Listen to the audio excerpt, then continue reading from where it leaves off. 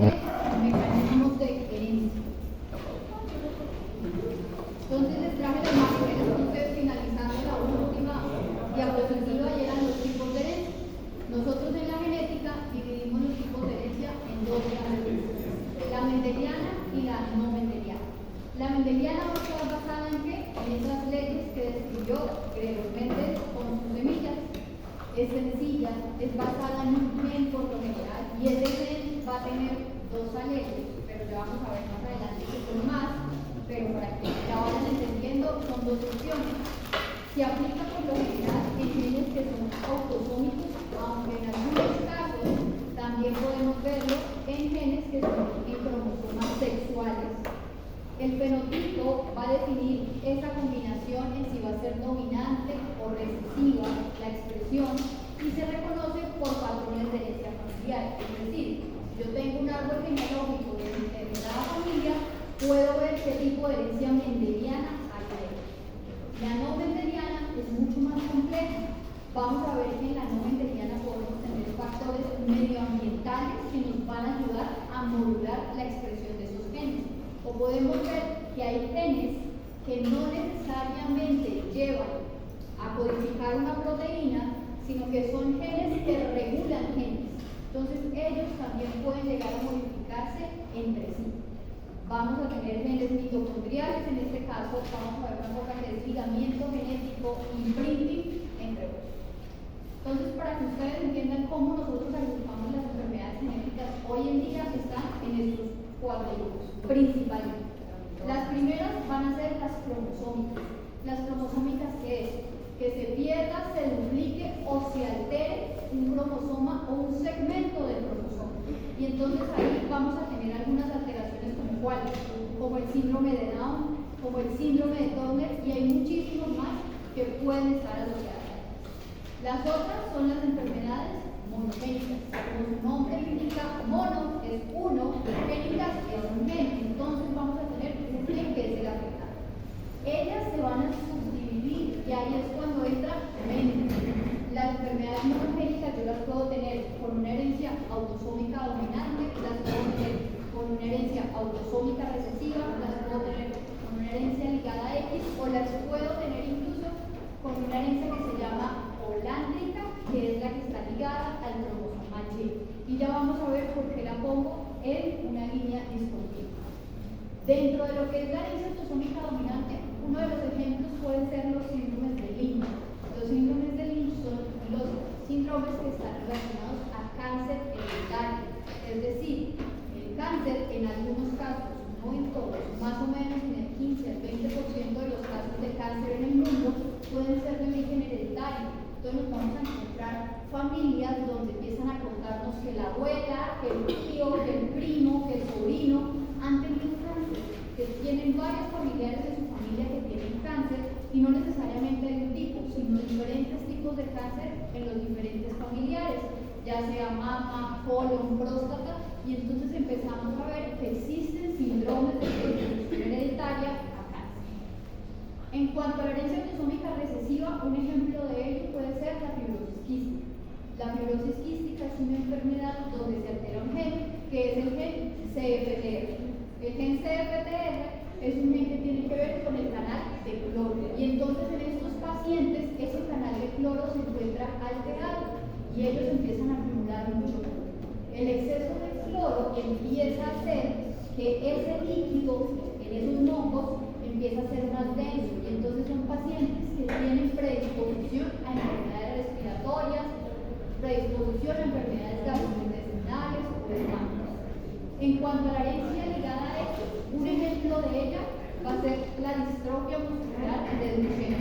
La distrofia muscular de Duchenne son pacientes que tienen unas alteraciones en sus músculos y resulta que la distrofina, que es en este caso la proteína que se encuentra alterada, no se produce de la manera correcta y entonces no se da un proceso de contracción muscular como debe ser. Y estos hombres, porque por lo general son hombres los que se encuentran afectados, empiezan a tener caídas frecuentes, más o menos sobre los 5 años, y cuando llegan a los 11 años, son hombres que están completamente postrados en cama y eventualmente van a morir por enfermedades respiratorias.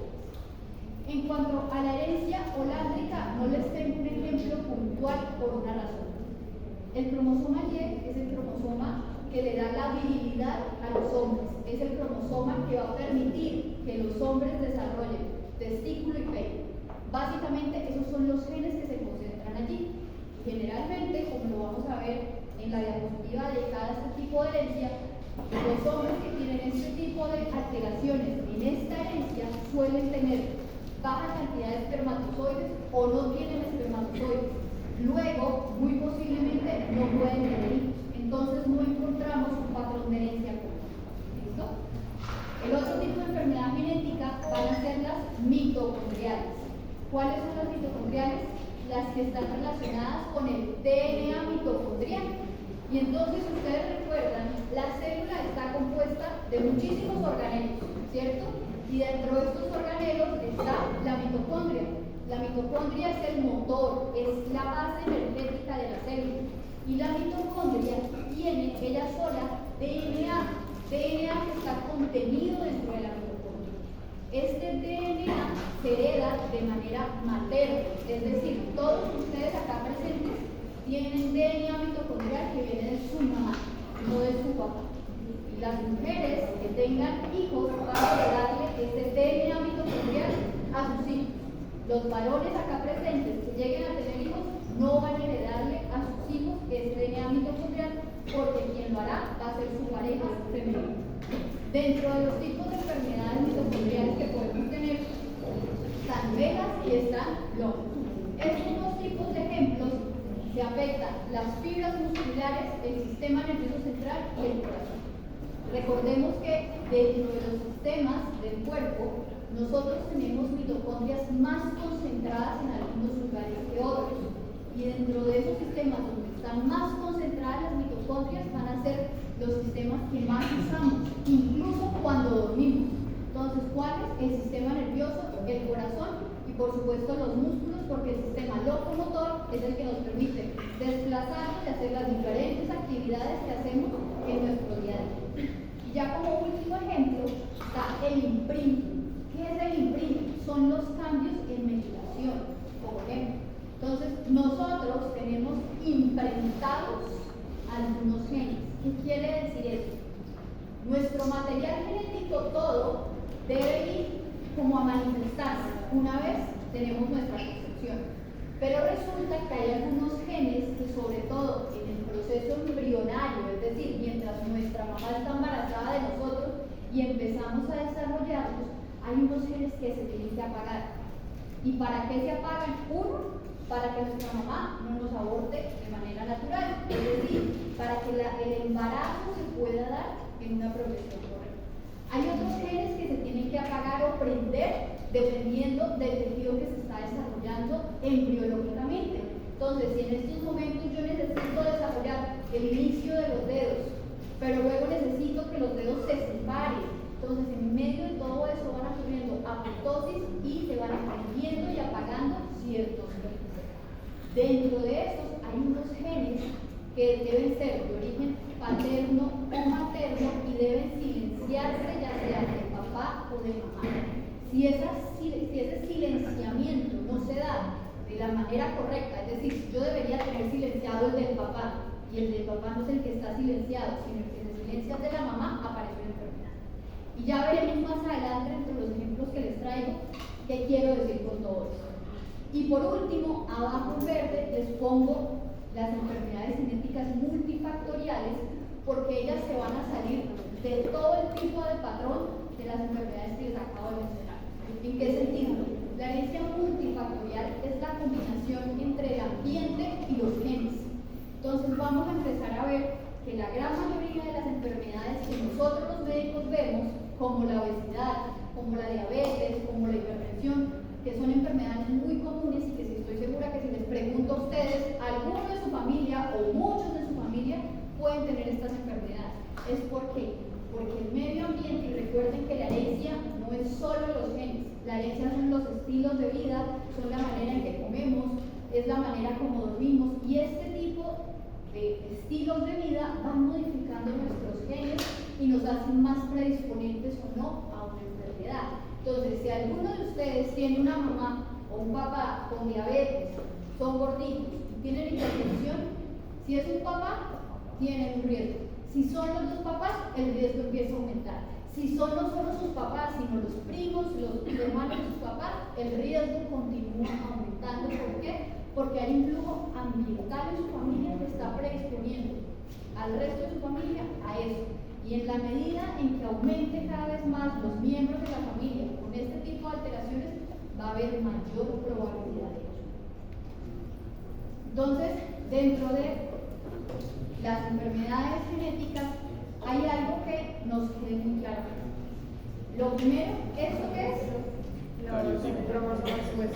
¿Y cómo se llama este estudio? Cariotipo. Esto es un cariotipo. Ustedes ya saben que dentro de un cariotipo yo debo tener una cosa que se llama los autosomas. ¿Saben qué son los autosomas? Los cromosomas más. Los cromosomas que van del 1 al 22. ¿Listo?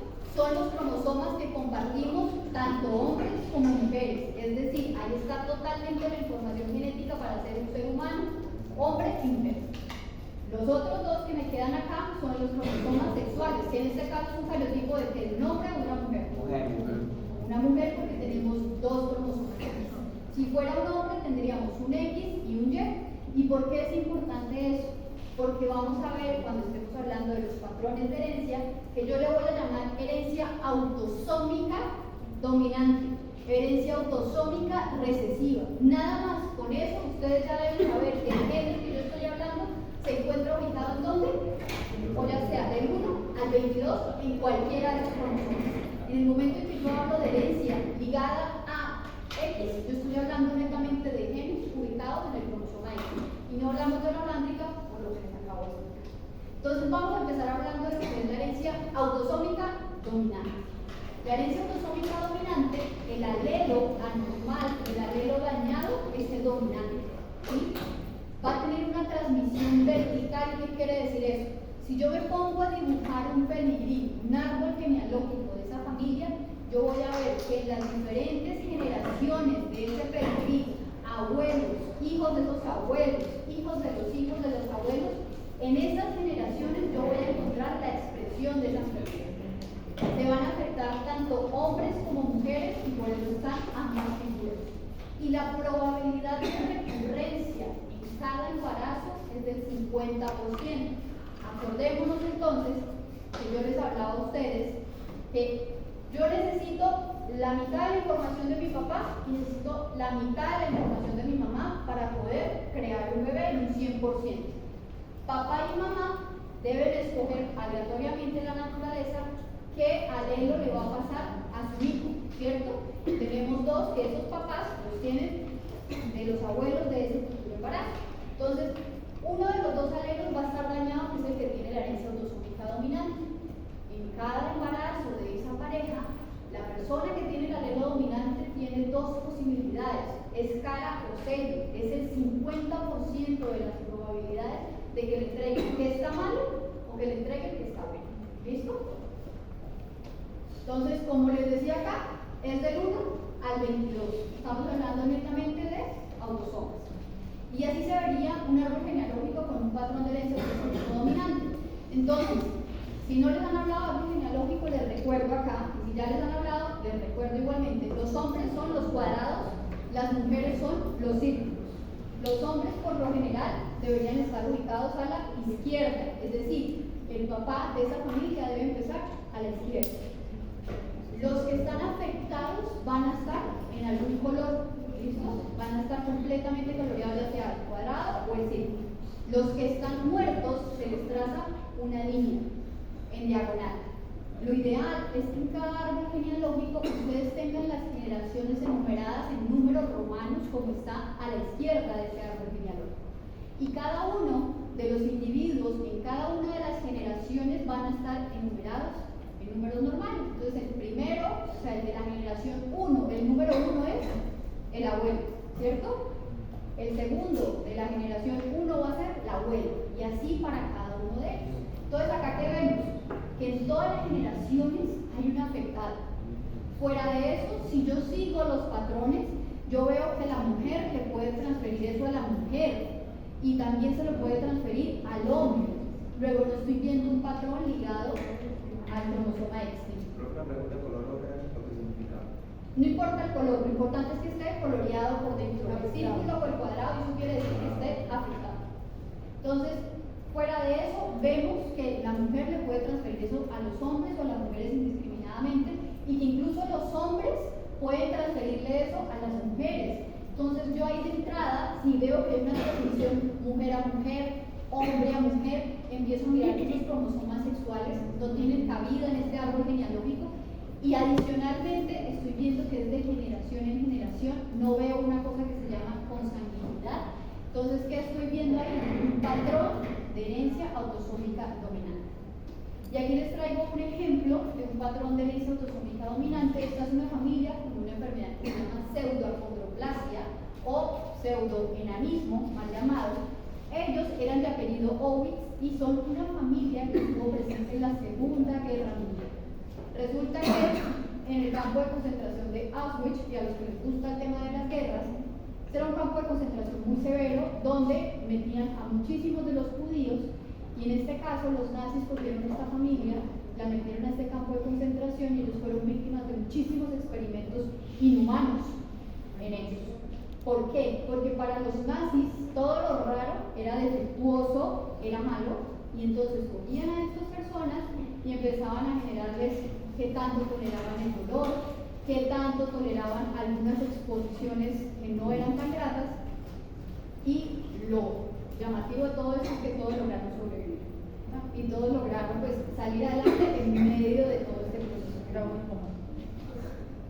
Este es otro ejemplo de patrón de herencia autosómica dominante, pero esta es una alteración que no siempre tiene un gen puntual que lo pueda encontrar, y es que la polidactilia. Hay muchísimas familias que tienen polidactilia en sus miembros. ¿Qué es la polidactilia? Dedos de más. ¿Listo? La polidactilia puede aparecer al lado del pulgar o puede aparecer al lado del meñique. ¿Listo? Hay muchísimas familias y no siempre aparece el dedo completo. Muchas veces aparece como una bolita, ¿sí? Pegada acá a esta zona de la mano o a esta zona de la mano. ¿Qué es lo importante pues, para nosotros los médicos? Mirar si eso que le apareció al paciente en el momento en que nace, porque esto es cuando la persona nace, tiene hueso o no tiene hueso, o se amerita algún tipo de cirugía. Entonces hay unos conceptos que acompañan a lo que es la herencia autosómica dominante. El primer concepto es la penetrancia. ¿Qué quiere decir eso? Que si yo tengo la variante genética, voy a expresar la enfermedad. ¿Sí? Es decir, si yo le hago un estudio genético a una persona y encuentro un estudio genético alterado para una pseudoachondroplasia y yo estoy viendo a la persona tiene pseudoachondroplasia. Cuando yo hago un análisis en individuos, por ejemplo, si yo cogiera este salón, ¿sí? Y todos tuviésemos pseudoachondroplasia y a todos nos hago el estudio genético y todos tuviésemos positivos para pseudoachondroplasia, eso se llama penetrancia del 100%. Es decir, todas las personas que tienen la afectación genética la van a expresar. Si solamente uno de ustedes, no la expresa, aún teniendo la alteración genética, es decir, aún yo haciendo el estudio genético, yo lo veo y no tiene pseudoachondroplasia, eso se llama penetrancia incompleta. ¿Listo? Y ya de entrada no es del 100%. ¿Y por qué es importante eso para nosotros? Porque cuando yo veo estudios genéticos, no solamente se trata del estudio como tal, sino de la clínica del paciente. Y si yo tengo casos descritos en el mundo para determinada enfermedad que no tienen una penetrancia completa, eso me puede explicar, por ejemplo, por qué un abuelo tiene la enfermedad, un papá no, y el nieto del abuelo sí. ¿Por qué? Porque es una enfermedad con penetrancia completa. ¿Listo? Lo otro que tenemos que tener presente es la variabilidad de expresión. Entonces, nosotros en la medicina miramos cuál es la gravedad de las manifestaciones clínicas.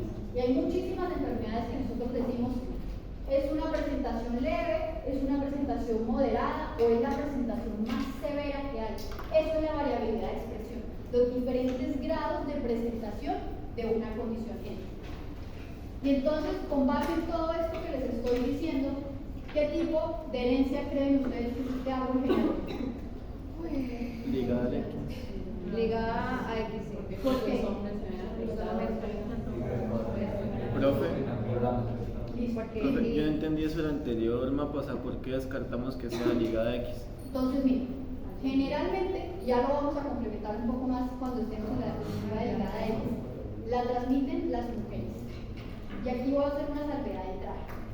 Una mujer que es portadora de una condición ligada a X, hasta hace unos años nosotros la llamábamos como portadora y ya, era asintomática. Es decir, las mujeres solamente tenemos la información genética alterada, pero no expresamos la enfermedad, en teoría. Cuando miramos los hijos, si son varones, vemos que los hijos sí expresan la enfermedad, ¿cierto? Y entonces si volvemos al cuadro que yo te puse acá, ¿cierto? Esta mujer le vio la enfermedad a su hija, ¿sí? Su hija en este caso, si fuera ligada al X, no debería estar afectada, ¿cierto? Y aquí en este árbol genealógico hay un error que yo te lo voy a mostrar en la próxima presentación de ligada a X, ¿listo? Y lo otro que es llamativo acá es por qué este hombre le transmite la Profe, no está condición genética. apuntando.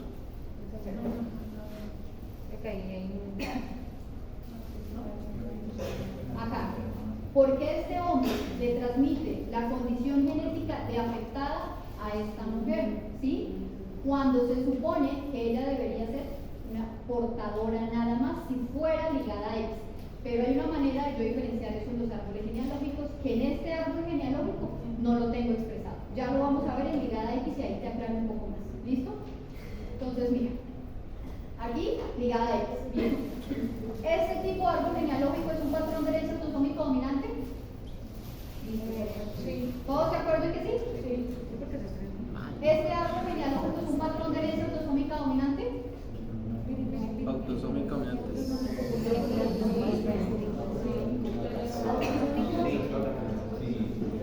Sí. Es un patrón. ¿Quién duda que no? ¿Tú dudas que no? O sea, que se No parece me de quedó claro todo. por qué una imagen atrás es Ya les voy a explicar, ya les voy a explicar por qué. Y lo coloreado y aquí no está Ya les voy a coloreado. explicar por qué. Aquí asuman que todos los coloreados están afectados. Entonces, Todos los coloreados es un patrón de O sea, no está diciendo que se exprese así, sino que dice que está afectado. Sí, tienen la enfermedad. entonces ¿Es un patrón de herencia autosómica dominante? Sí, Todos tienen la enfermedad. sí. Pues toda la generación. Pero Si todos los coloreados tienen la enfermedad, ¿es un patrón de herencia autosómica dominante? ¿Quién dice sí? ¿Quién dice no? Pero ¿cuándo era que mostraba? Todos los que están coloreaditos Por eso, sí. tienen la enfermedad. Los que no están coloreados son sanos. Ok. Pero, Eso puede ser recesivo. sí, o sea, se saltó ¿Por qué? una Pero No, generación. se está haciendo recesivo. O sea, en una parte recesiva. Porque un hombre le transmite a otro hombre y con ese hombre con una pareja acá. Miren acá. Miren acá. Entonces, acá tenemos una abuela que está afectada. Asumamos que está afectada. Porque está totalmente coloreada. Y asumamos que este abuelo está sano. Tuvieron dos hijos varones. De los dos hijos varones, uno de ellos está sano y el otro está afectado. Los dos que están sanos, ¿cierto? Porque tienen la enfermedad, porque no están coloreados, tuvieron 4 hijos, de los cuales 2 tienen la enfermedad. Aquí, ¿qué característica podría existir si fuera un árbol de patrón autosómico dominante? Una penetrancia incompleta podría llegar a serlo, ¿cierto? ¿Por qué? Porque este papá no expresa la enfermedad, pero los hijos sí la están expresando. Ahora, este papá de acá está afectado, le heredó a la abuela la enfermedad. ¿En qué tipo de herencia un hombre le puede transmitir a otro hombre una enfermedad? Ligada al tiempo. Yo les dije que ligada ya existían enfermedades. O sea, sí, pero que se llamaba, o sea, que era más rara de ver. Ella tendría oligoespermia. Ella tendría dificultades en la producción de sus espermatozoides, o sea, pensando que fuera una enfermedad de los espermatozoides.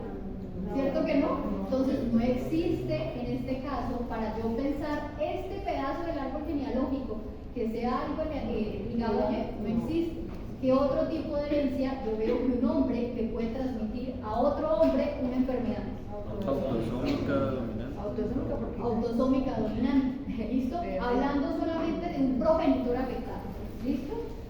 ¿Les queda más claro o vuelvo y repetimos? No, Entonces volvemos. Sabemos que claro. Son dos abuelos.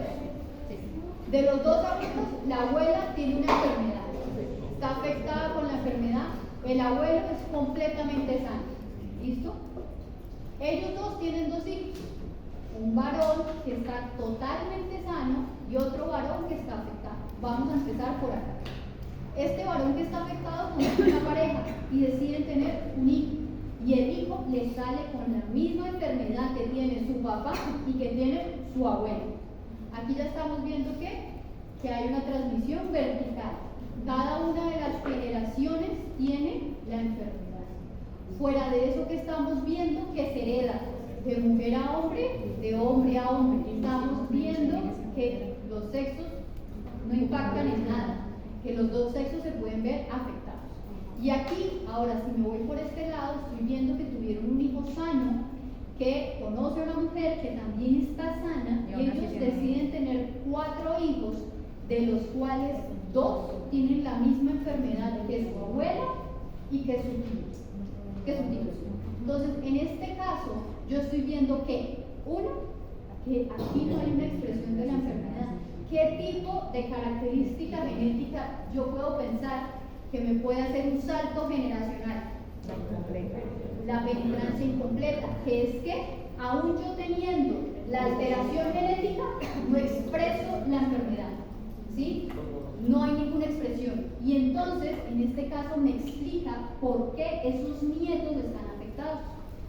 Con base en todas estas características que les he dado, ¿es un patrón de herencia autosómica dominante, sí o no? Este es un caso de herencia autosómica dominante. No. ¿Qué ¿Por qué? significan las rayitas? Entonces, no estamos viendo una transmisión vertical y estamos viendo un caso de no.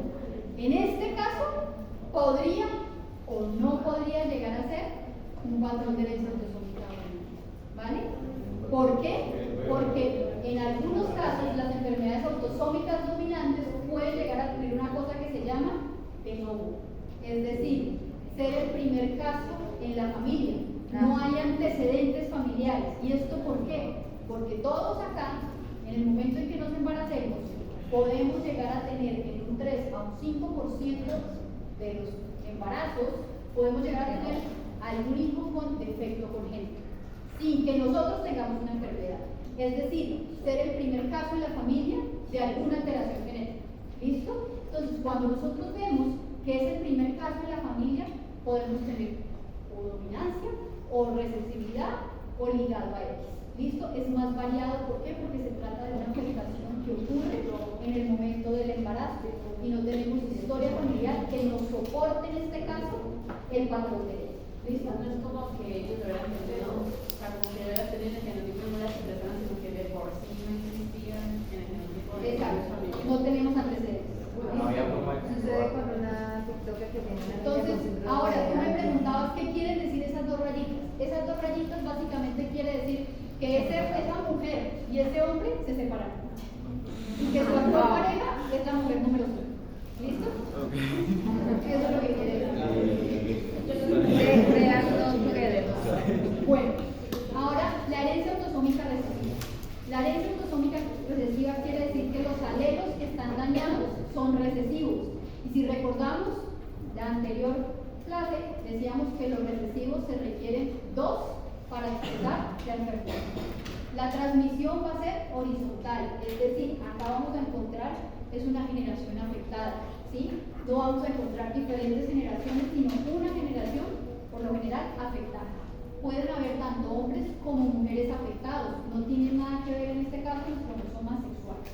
Y existe una probabilidad del 25% de tener una recurrencia en nuestro embarazo cuando ambos padres son portadores.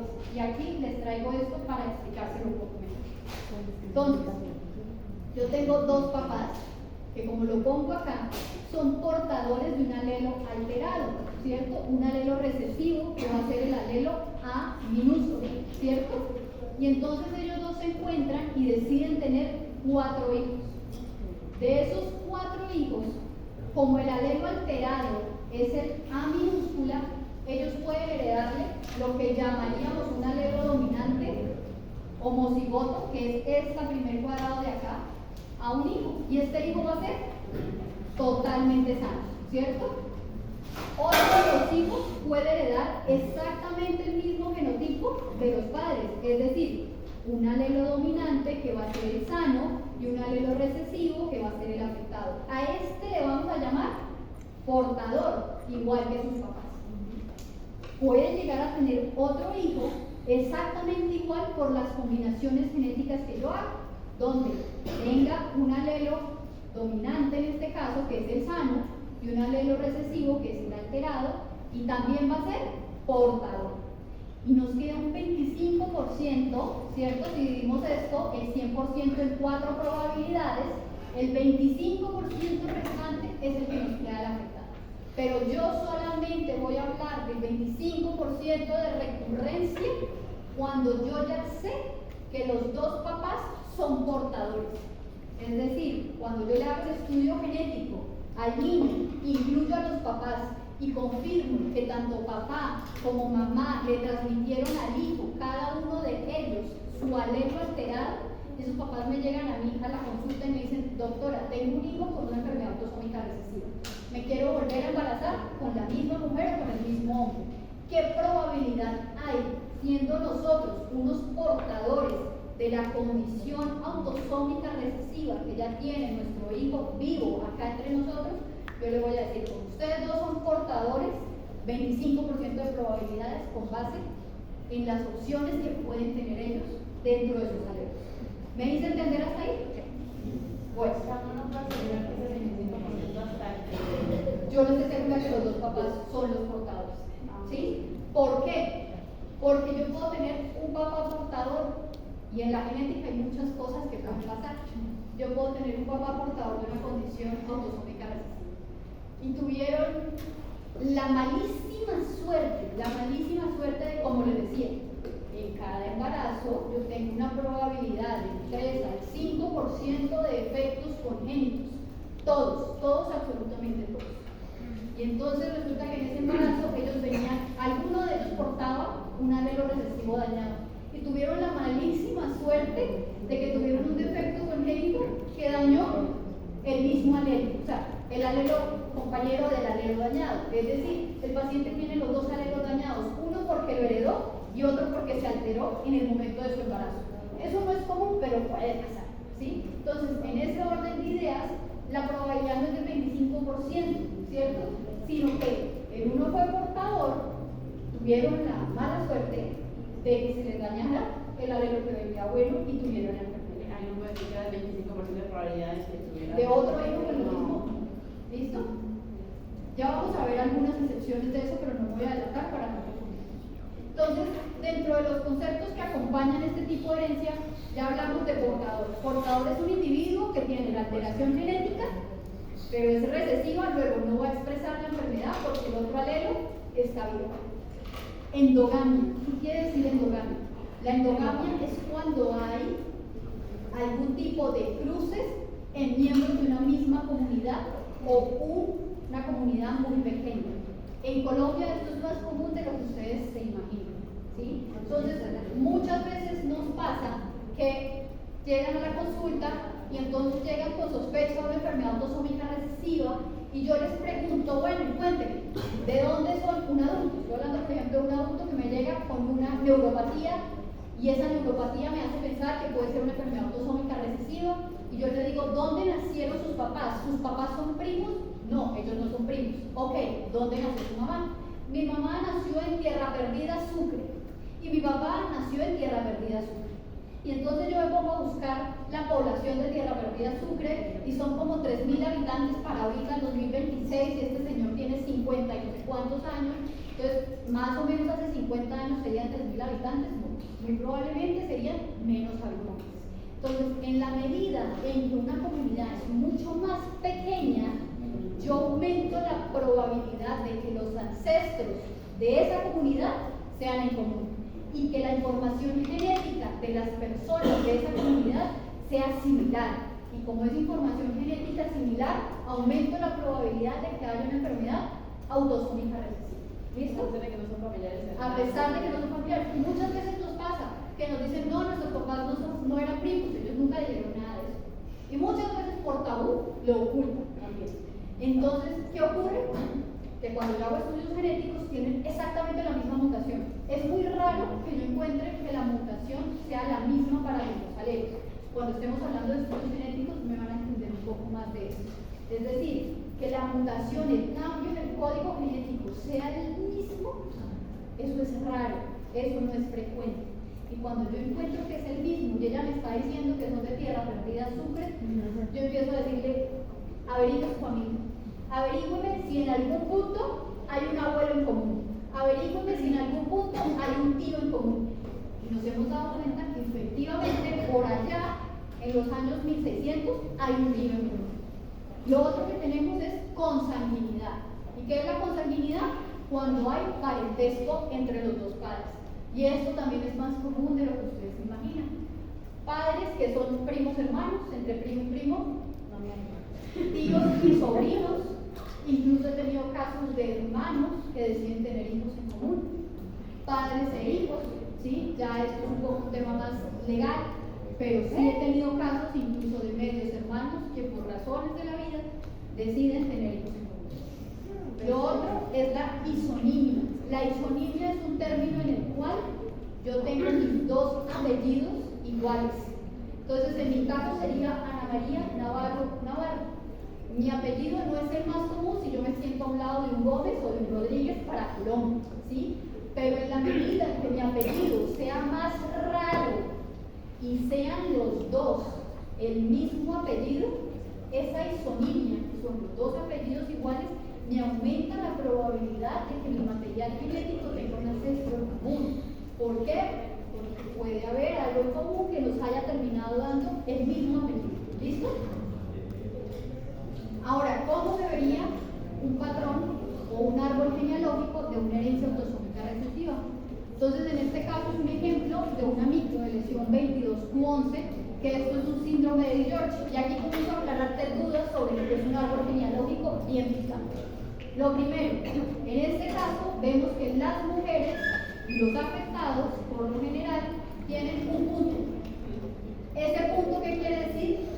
Portadores, ¿cierto? Entonces, si yo tengo un punto, en lugar de tener totalmente coloreado el símbolo, sé que esa persona, uno de sus alelos, está dañado y tiene una potencial mutación para una potencial enfermedad. Luego de eso, veo esta doble línea. Esta doble línea que me une una mujer y un hombre, ¿qué quiere decir? Hay consanguinidad. Es decir, ellos, y en este caso, si lo vemos, son primos hermanos. ¿Por qué? Porque el papá de ella es hermano de la mamá de él. Es decir, dos primos decidieron tener hijos. Y estos primos tienen una alteración genética. ¿Listo?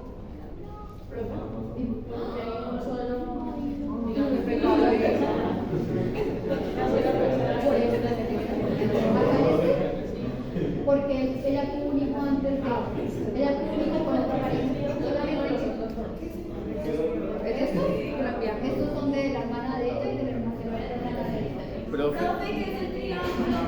El triángulo en estos casos es una bolsa. Más triste la otra. profe,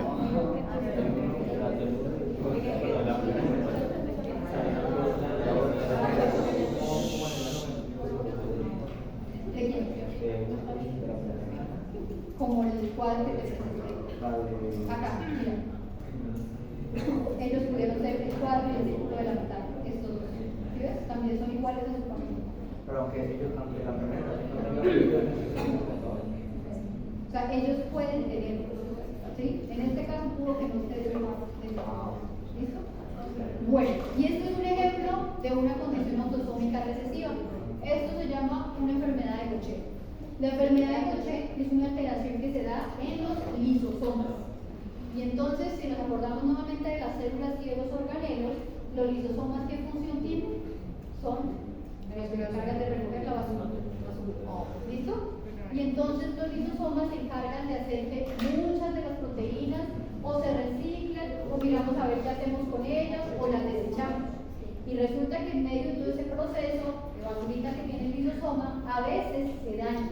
Cuando el lisosoma se daña, como él es el encargado del proceso de recolección, reciclado y demás, y no es capaz de solucionar esa cantidad de acúmulos que tiene, que por lo general son esfingolípidos, empieza el lisosoma a acumularlos, y entonces aparecen enfermedades como la esfingolipidosis. Y dentro de ese tipo de enfermedades está la enfermedad de Gaucher. En este caso, en el lisosoma se acumula por un daño enzimático y estas personas tienen algunas apariencias como las de este niño, una talla baja, unas alteraciones en sus huesos. Los huesos de esta radiografía no están bien. Son unos huesos que nosotros describimos en matraz de Erlenmeyer. Y si ustedes se acuerdan cómo es un matraz de Erlenmeyer, es muy parecido a esta forma de los huesos. Nuestros huesos no deben ser así. Esta zona no debe estar tan adelgazada como se ve acá, debe ser un poco más gruesa. Entonces, estos pacientes, esa acumulación en esos lisosomas afecta lo que va a ser vaso, hígado, o de la parte ósea, ojos en algunos casos y, por supuesto, el sistema nervioso. Este es otro tipo de alteraciones. Este paciente de acá es un paciente con fibrosis quística. Los pacientes con fibrosis quística pueden verse alterados o pueden verse como personas totalmente normales. El patrón más común es ver personas de baja talla, es ver personas que son más delgadas. ¿Por qué? Porque, como les decía, ellos tienen una alteración en un canal de cloro y muchas veces tienen dificultades gastrointestinales que van a hacer que coman menos, entonces por eso no crecen tanto, que sean más delgados, por lo que no comen tanto, ¿sí? Y pueden tener en general un fenotipo normal, o sea, una apariencia normal, pero si me pongo a hacer estudios voy a encontrar muchas alteraciones en los paraclínicos de estos pacientes. Y esta otra imagen es un albinismo. ¿Sí? El albinismo es una alteración en lo que van a ser nuestros melanocitos, ¿cierto? Nuestras células de la piel, el color. Y entonces la melanina no se produce de la manera correcta, ¿listo? Y vemos que es una alteración que puede ocurrir en cabello, en piel, en uñas, en ojos. Hay diferentes tipos, ¿no? Sí, Dependiendo de muchísimos, más de los que te imaginas. Sí, pero yo me acuerdo que hay varios albinos aquí en Colombia y ellos como que más o menos lo que les digo a ellos dicen, no, bueno, el mítico albinismo está mítico. Muchísimos. Y desde el punto de vista molecular son muchísimos los tipos. Bueno, este es un patrón de autosómico recesivo. ¿Qué recesivo? Sí. Entonces, vamos a revisar las características. Primero, ¿hay portadores? ¿Cómo los identifico? Listo. Segundo, vemos que hay una transferencia generacional. ¿Sí? No en todas partes, ¿cierto? Pero acá no. Hay unas solas generaciones que tienen una transmisión. Y supongamos que acá por cosas del destino tenemos un 25% de probabilidades en la parte de abajo. Sí. Porque fueron 4 hijos, solamente por eso. Pero recuerden que es un 25% por cada embarazo. ¿Listo? Bueno, y fuera de eso pues tenemos nuestra consanguinidad y fuera de eso vemos que hay tanto hombres como mujeres afectadas, ¿cierto? Este sería, ¿ya decimos qué es? Perfecto. Ahora, la herencia ligada a la X. Vamos a entrar a hablar ya de cromosomas sexuales. Dime. Una pregunta, podría volver a comentar a la ¿qué significa eso? El rombito es que está embarazada y no sabemos qué es. Hombre,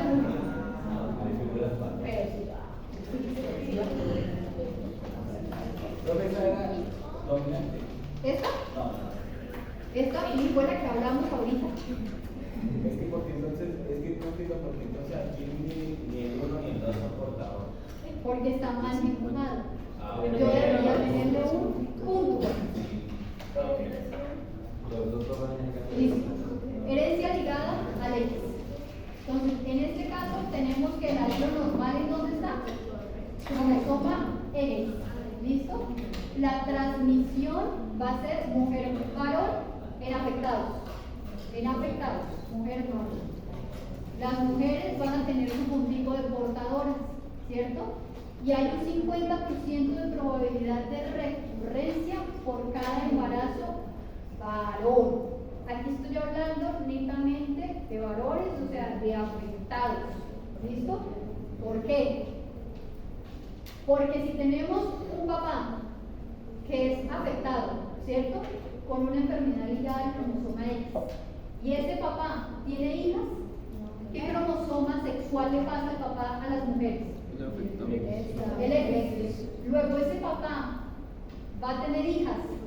A todas las hijas les va a pasar el mismo cromosoma X.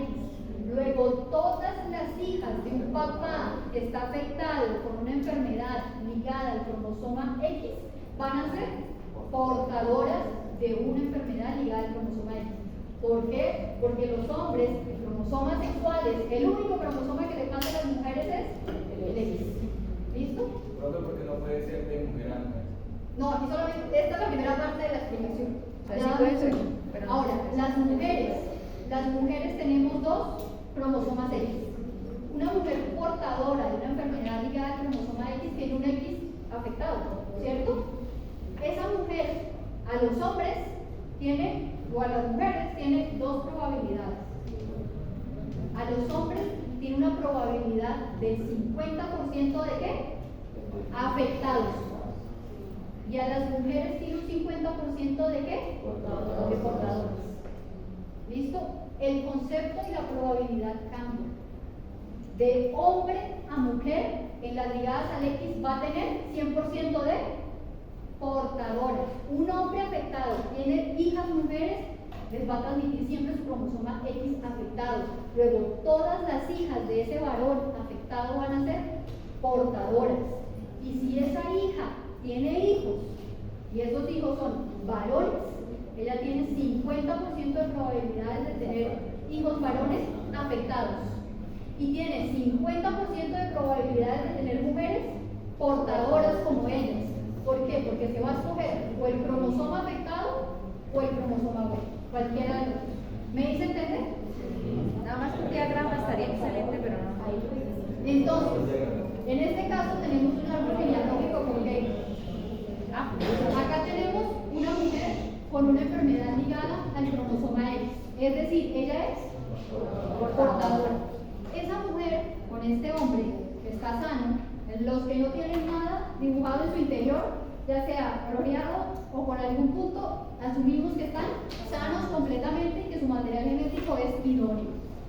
Esta mujer decide tener hijos con este hombre sano y tiene una mujer, otra mujer y un varón. El varón, ¿cómo salió? Afectado. Es decir, él heredó el cromosoma X afectado. Esta mujer salió sana. ¿Heredó cuál cromosoma? El bueno, El que bueno la es mamá. portador. El bueno de ¿El la bueno mamá, o del papá? o del papá o de la O el mamá. bueno de la mamá. De donde haya salido. Y esta mujer que es portadora heredó cuál cromosoma? De la mamá y el X.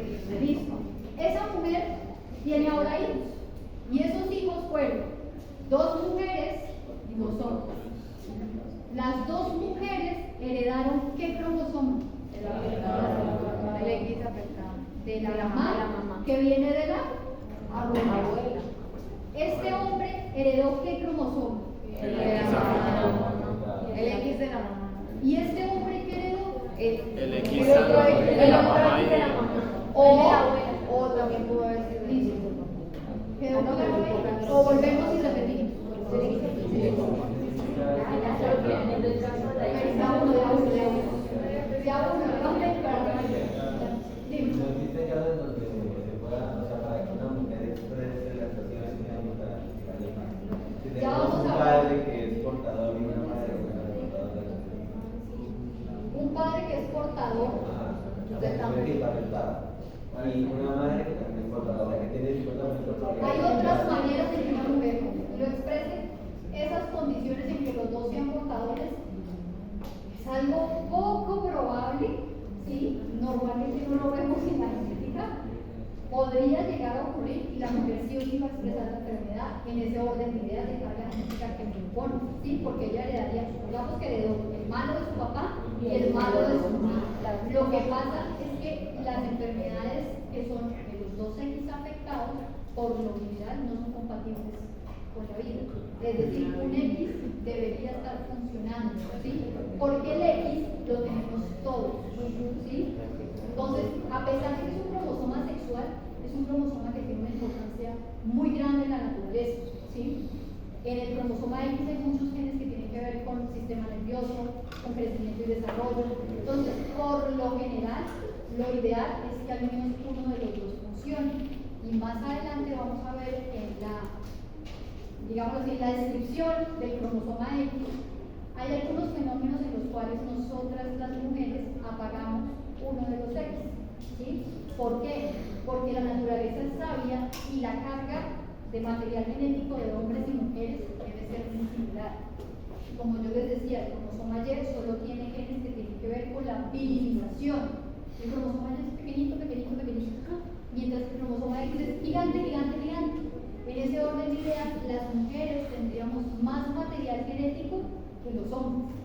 Y eso no le da equilibrio a la naturaleza en cuanto a especies.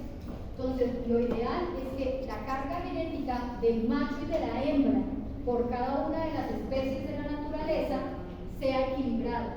Y a raíz de eso, nosotras las mujeres, porque ustedes mujeres, no se debajan ni ustedes ni nada de eso, sé que nosotras las mujeres apagamos unos fragmentos de nuestro cromosoma X, pero eso no ocurre como que todo este X se apaga.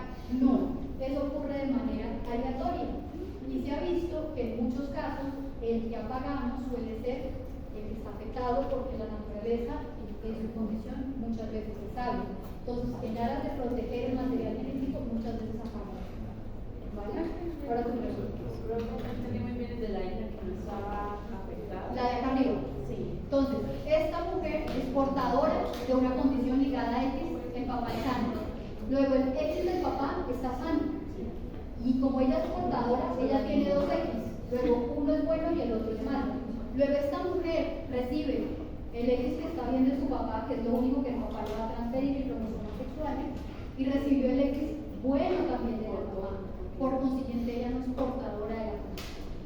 ¿Alguna otra pregunta? ¿Entendieron hasta acá? Vuelvo y repito. Bueno, este patrón es ligado a X, sí o no. Pero analizarlo. Tiki. Este paso está bueno.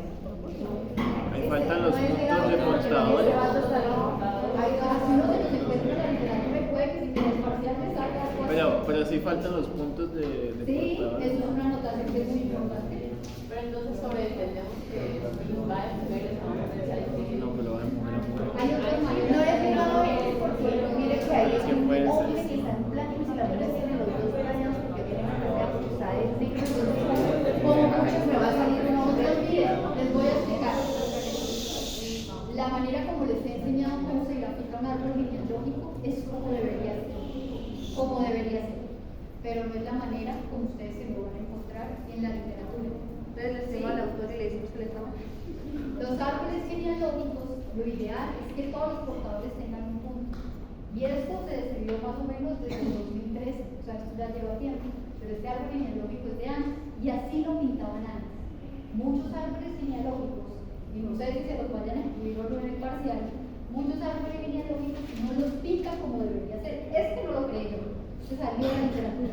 Con base en eso, nosotros debemos tratar de analizar si ese patrón de herencia es ligado a X o no. Entonces vamos parte por parte, independientemente de que tengan puntos o no. Primero, tenemos una mujer que está afectada, ¿cierto?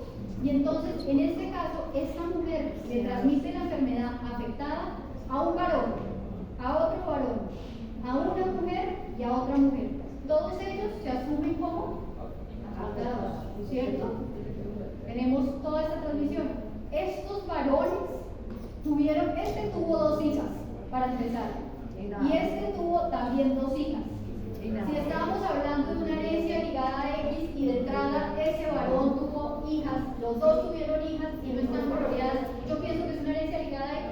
No. ¿Por qué? Tiene que ser. Ya no hay necesidad de seguir analizando este árbol genealógico porque en las dos primeras generaciones ya sabemos que las mujeres deberían estar afectadas. Estoy hablando de un árbol genealógico ligado a X. Ahora, ¿qué tipo de herencia puede llegar a ser? Seguimos en el proceso. vemos que hay dos mujeres y esas dos mujeres le transfieren la enfermedad a otras dos mujeres, aún cuando su pareja está sana, igual que la anterior generación, ¿cierto? Entonces estoy viendo que no importa cómo esté la pareja, lo importante es que siguen transmitiendo de generación en generación. Y aquí es Porque está arriba. Es la mitocondria. Autosómica no dominante, pero la mitad. es una autosómica dominante. Dominante. No, tú estás viendo que se expresa. Ahora, estos dos pudieron haber heredado el alelo bueno y por eso estos hijos no tienen ninguna afectación. ¿Listo? Es una herencia autosómica dominante. Estoy viendo transmisión de generación en generación. Estoy viendo hombres y mujeres afectados. Desde línea vertical, diferentes generaciones afectadas. Es una herencia autosómica dominante. Pero ahora me pregunto por qué no es mitocondrial. Sí, ahí por ejemplo estoy viendo que los hombres afectados por una mujer que estaba bien, Podría llegar todos a sus ser. hijos no se afectaron. Podría llegar a Mientras ser. que todas las mujeres que tuvieron hijos sí tuvieron todas. Podría llegar a ser una herencia mitocondrial también. Tienes toda la razón. Sí, porque se le está transmitiendo. Podría llegar a ser.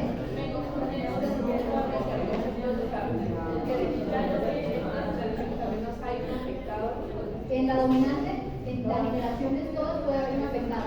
Puede haber un salto generacional que se llame penetrancia incompleta. ¿Sí?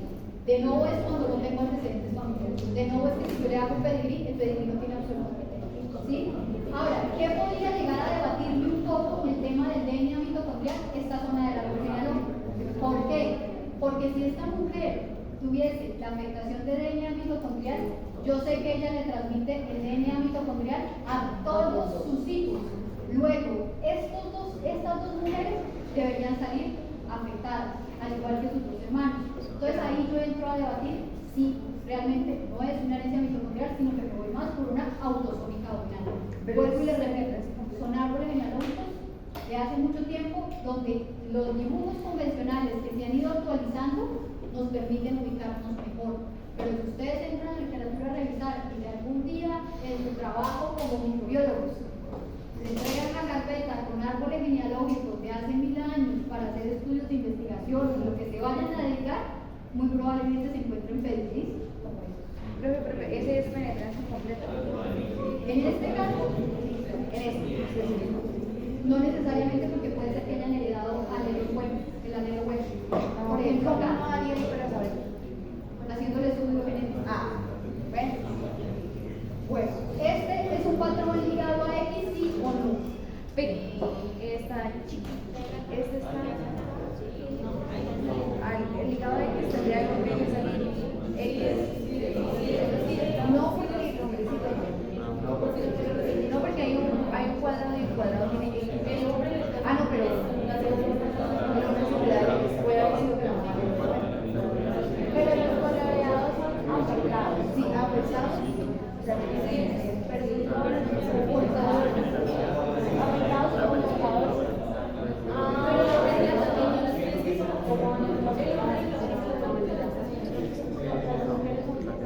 sí, el hombre es Les doy la pista. Los coloreados pueden ser afectados O portadores. o portadores. Si es ligado al X,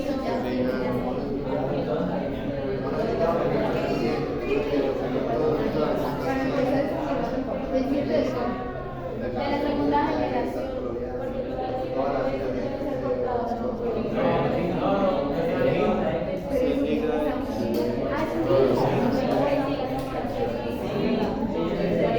¿Quién dice que sí es ligado? ella ¿Quién dice que no? está ligada. Tú dices que no. Bueno, vamos a revisar uno por uno. Entonces tenemos la primera generación. Tenemos una pareja de ancianos que tuvieron una familia muy numerosa. En la primera generación tenemos que ese hombre está afectado con una condición, ¿cierto? No es portador, en este caso, asumimos que es afectado. dependiendo de cómo se vaya desarrollando el cuadro, vamos mirando cómo podemos llegar a interpretar esos colorcitos de cada uno de los hijos. Esa pareja, con esa mujer completamente sana, deciden tener en total 5 hijos, de los cuales, de esos hijos, 3 mujeres salieron con lo mismo que tiene el papá. Los únicos 2 varones que tuvieron están completamente sanos. La primera mujer decide tener hijos con un hombre completamente sano, y esa mujer le transmite lo mismo que tiene ella, lo mismo que tenía su papá, a 2 de sus hijos, de los cuales son un hombre y una mujer. ¿Listo? El hombre que está sano tuvo más hijos y no tiene nada.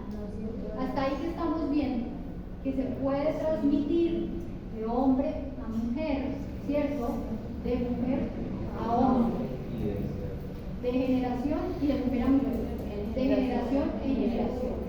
Ahora, vemos otra mujer con un patrón un poco similar, pero aquí nos cambia algo, que el varón, de varón a varón, no estamos viendo ninguna transmisión en el caso de ser afectado, ¿sí? Es decir, el varón salió sano, por alguna razón, las 2 mujeres salieron afectadas.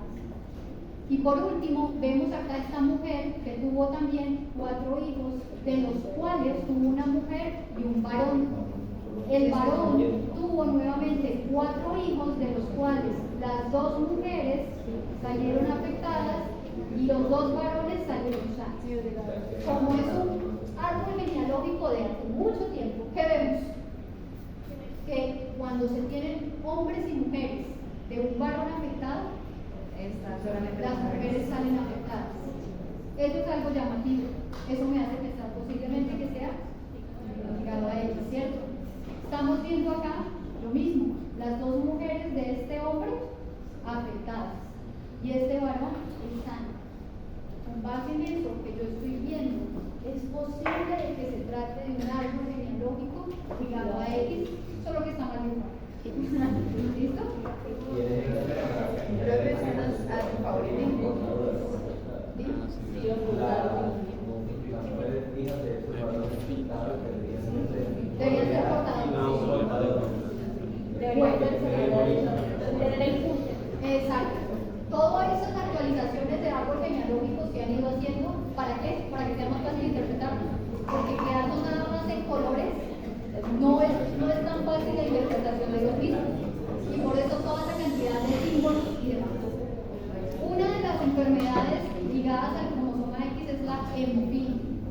La hemofilia es un desorden hemorrágico severo que por lo general afecta a los hombres. Y se dan cuenta, estoy hablando de que por lo general. La hemofilia era también conocida como una enfermedad real, porque cuando entramos a mirar en la Europa antigua, vemos que en la familia real, Reina Victoria, por allá en Inglaterra, hace mucho tiempo, esa señora, como les decía, todos en el momento en que nos embarazamos tenemos una probabilidad del 3 al 5% de tener hijos con defectos congénitos. Y resulta que en el momento del embarazo de esta señora tuvieron un defecto congénito con esta señora, y esta señora se le daña el factor de la coagulación número 8. Y entonces cuando se daña este factor de la coagulación, de ahí en adelante los hijos de esta señora van a tener alteraciones. Y entonces los hijos varones, como fue el príncipe Leopoldo, va a estar afectado. Pero las mujeres de esa mujer van a ser portadoras. Ahora, aquí empiezan las diferencias y la medida en que la medicina va avanzando. La medicina no es estática. Lo que yo hoy les estoy enseñando puede que en 20 años esté debatido. Por eso ustedes tienen que estar estudiando constantemente. Por eso nosotros los médicos tenemos que estar leyendo constantemente. Porque así como debatieron a Charles Darwin, así como en la filosofía se han cambiado pensamientos, lo mismo pasa en todas las ciencias que ustedes estudian. Entonces, hasta un momento se consideraba que las enfermedades ligadas al cromosoma X, las mujeres éramos completamente sanas. Es decir, solamente teníamos la afectación, pero el X adicional nos salvaba. Y resulta que con el paso de los años nos empezamos a dar cuenta que para diferentes enfermedades, en este caso hablando de hemofilia, las mujeres no somos tan sanas como nos imaginábamos. Y entonces si yo tengo un paciente con hemofilia, yo le digo a esta mamá, bueno, y cuéntame, ¿cómo son tus periodos menstruales? Y esa mujer me empieza a contar que sus periodos menstruales son abundantes, que tiene que usar la toalla de la más grande, que le dura como 15 días, que es una hemorragia severa, que hace sangrados por la nariz con facilidad, que si se pega sin querer aparece un morado gigante, o incluso sin pegarse le aparece morado. Y entonces yo empiezo a darme cuenta que esa mujer sí tiene signos de sangrado, solamente que no me va a hacer unos sangrados tan severos como los que me haría su hijo. ¿Y cuáles son los sangrados severos que me haría su hijo? Los niños con hemofilia, nada más por querer jugar fútbol, por ejemplo, estoy hablando de niños de 7 o 8 años, que es más o menos la edad en la que diagnosticamos con hemofilia, ¿es por qué? Porque los hombres suelen tener un deseo por jugar fútbol, por hacer esfuerzo físico con sus amigos y demás, y entonces el niño sale a correr y empieza a hacer unas hematrosis, que son una cantidad de derrames, de hemorragias en las articulaciones severas, nada más por correr. Y entonces ese niño termina hospitalizado. Cuando llega con esas hematrosis, yo empiezo a mirar que efectivamente tiene hemofilia. O son niños que, por ejemplo, tienen derrames internos en los órganos, en el cerebro. Esos son sangrados severos, que en una mujer se expresan como con periodos abundantes de muchísimo tiempo, con sangrados nasales o con hematomas sin explicación. Es decir, las mujeres sí somos afectadas de algún modo, solo que en un fenotipo mucho más leve respecto a los hombres. Y así puedo seguirles contando, como el caso de Duchenne, los niños que les digo que a los 5 años empiezan a caerse y sobre los 16 lastimosamente fallecen por distrofia muscular de Duchenne. Las mamás de sus hijos nos van a llegar cuando esas mujeres sean mayores, 40, 50, 60 años, y nos van a decir, doctora, tengo una falla cardíaca que no saben de dónde es. Y entonces yo empiezo a mirar la historia, ese árbol genealógico, y me doy cuenta que esta señora tiene fallecimiento de su hijo varón a los 16 años por una distrofia muscular de Duchenne. El gen de la distrofina, que es el gen que tiene que ver con la contracción muscular, se expresa también en el corazón. Y entonces las mujeres que somos portadoras de distrofia muscular de Duchenne hacemos afectaciones cardíacas. No nos vamos a morir a los 16, no vamos a dejar de caminar, no como los hijos de una mujer con distrofia muscular de Duchenne, pero sí cuando seamos mayores podemos tener afectaciones cardíacas. Y así ha pasado con muchas enfermedades recesivas, donde las mujeres hemos virado a ser supuestamente sanas a tener algunas manifestaciones de las que hacen. Como si el que intentara de alguna forma tener una enfermedad.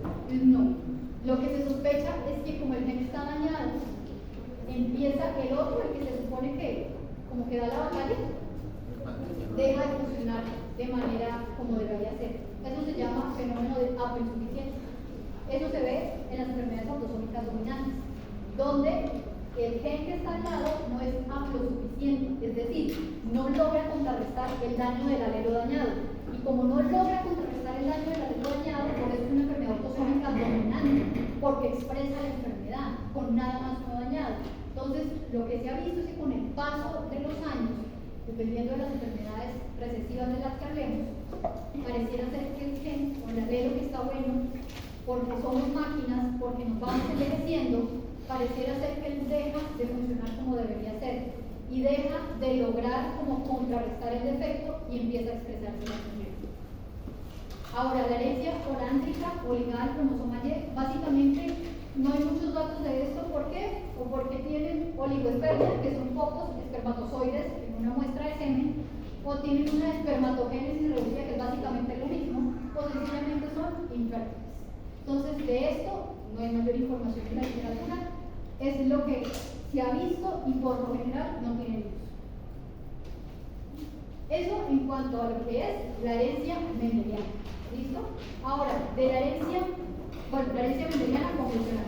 Ahora, dentro de los mecanismos de herencia no convencionales que podrían llegar a tener mecanismos de herencia mendelianos, el primero de ellos se llama expansión de tripletas. Entonces aquí nos estamos poniendo un poquito más moleculares. Las expansiones de tripletas, ¿qué quieren decir? ¿Ustedes ya vieron replicación? Y entonces se acuerdan que cuando estamos hablando de replicación existe una cosa que se llama la polimerasa. Y la polimerasa es la que se encarga de empezar a poner esos nucleótidos en el momento en que yo estoy replicando un material genético.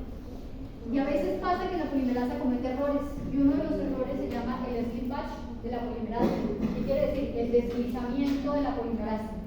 Y entonces la polimerasa coge y empieza a poner nucleótido tras nucleótido, tras nucleótido, tras nucleótido, y así antes no existían, pero ella decidió empezar a poner, y me elonga un gen.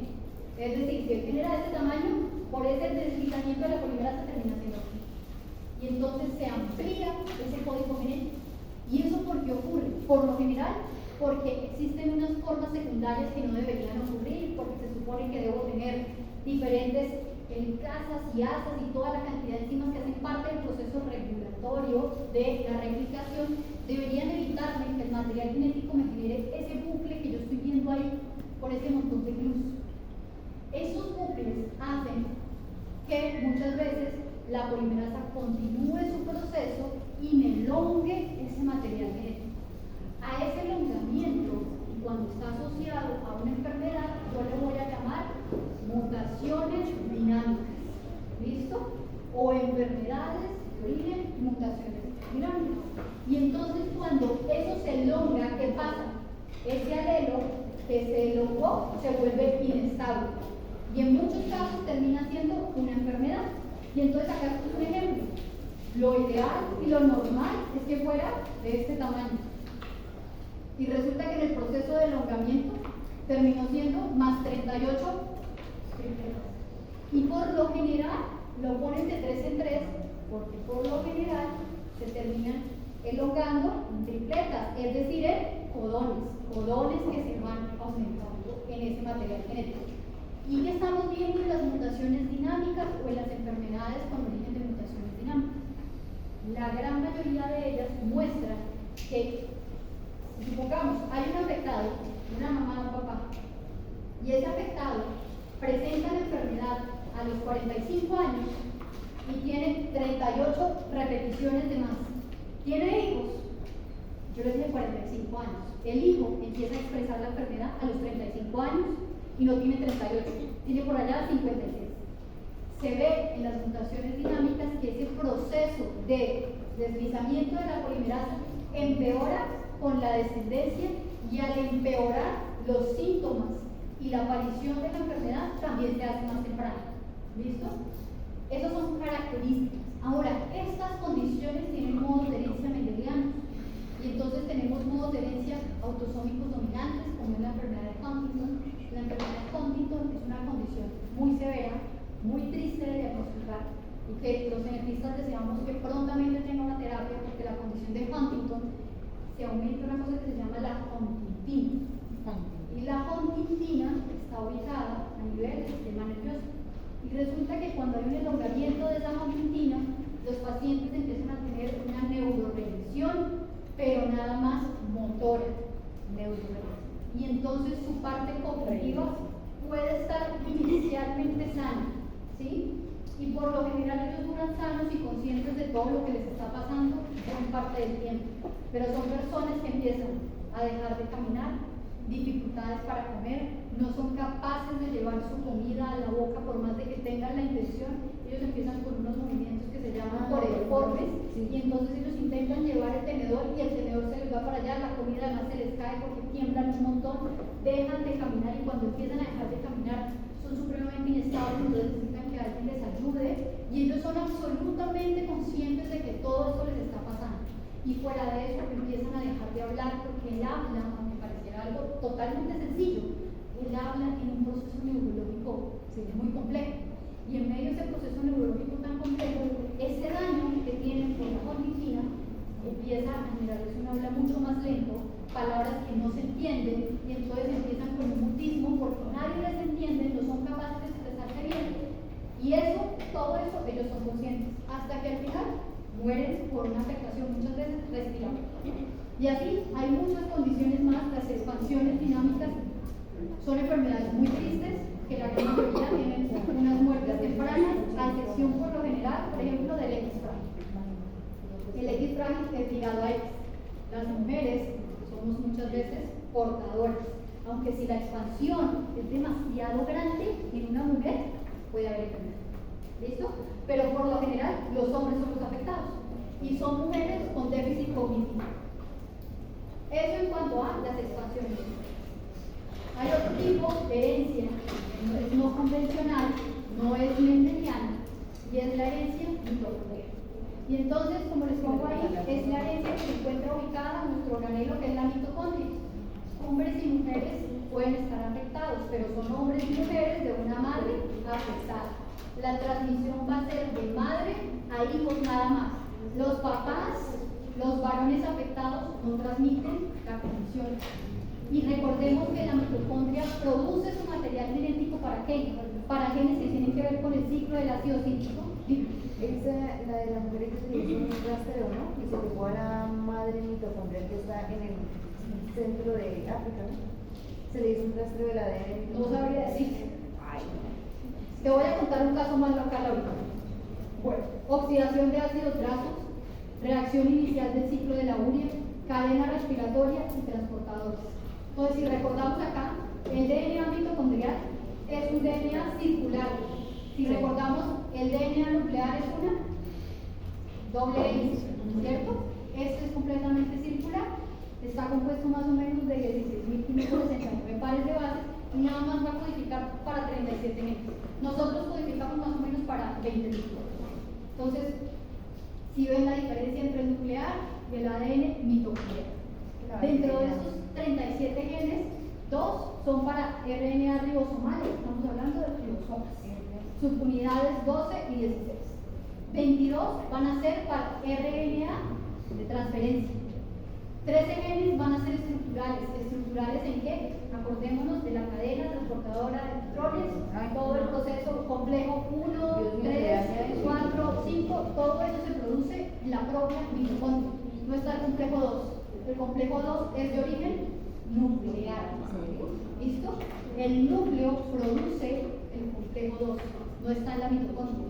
Y eso hace que muchas veces haya manifestaciones mitocondriales en un paciente, y yo hago estudios en DNA nuclear y sale la afectación porque puede estar en el complejo 2 perfectamente, pero yo encuentro sintomatología de una enfermedad mitocondrial. ¿Listo? Y pues el resto de polipéptidos, por lo general, son codificados por DNA nuclear. Dentro de las enfermedades descritas mitocondriales hay muchísimas. No son tan fáciles de diagnosticar. Si hay algo difícil de diagnosticar son el DNA mitocondrial. Y más cuando está ubicado por lo general en enfermedades que, por ejemplo, solo afectan el ojo. Hay muchas enfermedades mitocondriales que solo tienen afectación ocular. Y resulta que muchas veces hemos visto que hacemos estudios en sangre y no encontramos nada.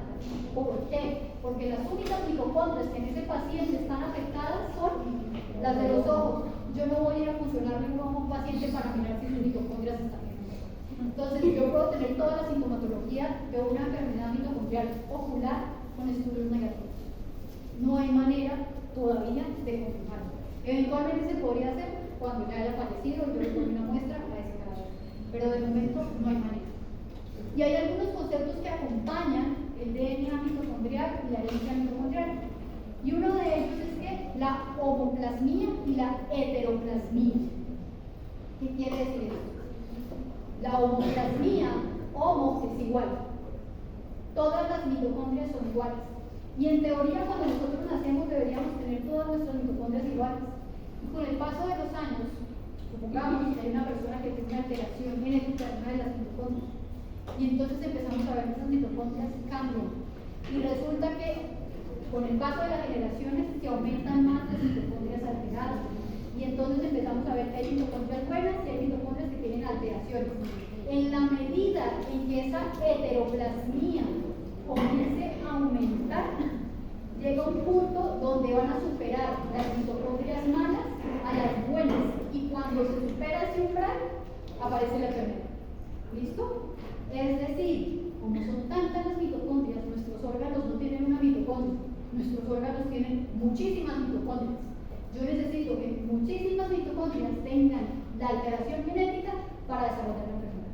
Si solamente tengo una o dos, no voy a tener síntomas, necesito bastantes. Y en la medida en que ese proceso va aumentando, se va llamando heteroplasmía, hasta el punto donde podríamos llegar a tener una homoplasmia de mitocondrias malas. ¿Sí? Esas son las diferentes características que pueden existir. Y entonces esto es un árbol genealógico de una herencia mitocondrial.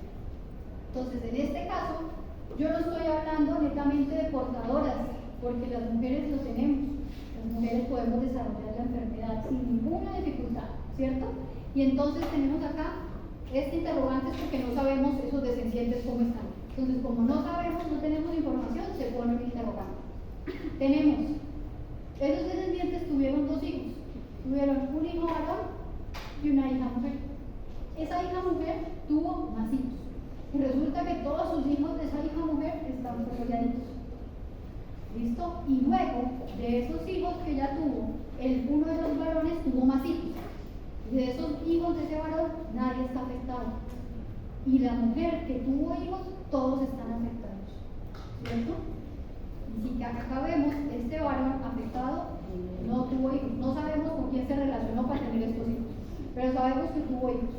Y esos hijos están completamente sanos. Entonces aquí estoy viendo que, primero, los varones no me transmiten la condición. Los varones tienen hijos y son completamente sanos. Las mujeres, por su parte, tienen hijos y les transmiten a todos sus hijos la condición. ¿Qué tipo de patrón de herencia es? Mitocondrial. Ahora vamos a entrar un poco más molecular todavía. Esto es impronta genética. La impronta o el imprinting genético es una inactivación selectiva del alelo paterno o del materno. Entonces, como les decía, hay algunas regiones del material genético que requieren estar apagadas si vienen de papá o de mamá, y requieren sí o sí estar apagadas, no es opcional, porque si se llegan a prender, hay enfermedad. ¿Listo?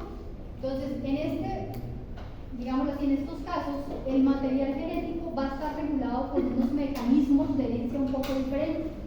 Nosotros tenemos en nuestro material genético unas regiones que son como repetitivos y son regiones donde hay citocinas y guaninas. Y esas regiones son bastante llamativas para ir a silenciarse. Es decir, cuando en el material genético yo tengo citocinas y guaninas muy seguidas, por lo general, esa es una zona donde se identifica y se ventila o se apaga, ¿sí? Y cuando se apaga es porque necesito mantenerla de esa manera. Y existen regiones donde hay controles de ese imprinting. Y esas regiones se van a encargar de que aparezca o no ese silenciamiento.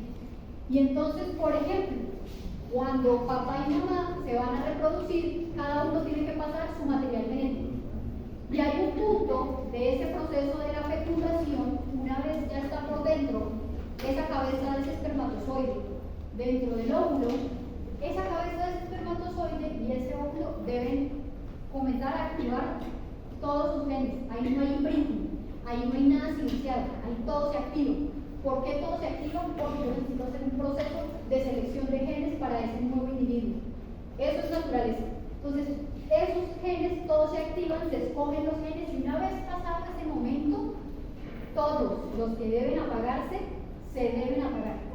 Si por alguna razón alguno de ellos no se apaga, pueden haber enfermedades. Y así durante el embarazo van a haber, dependiendo de los tejidos, y como les decía, pueden haber genes que se pueden prender y apagar para desarrollar estructuras, pero esos no están asociados muchas veces con enfermedades hereditarias como tal, sino que muchas veces pueden asociarse a malformaciones, pero no como tal a un patrón de herencia. ¿Listo? Entonces, para eso les traigo este dibujito que es un poco explicativo. Lo ideal acá es que los productos de estos genes que están así deberían estar aquí.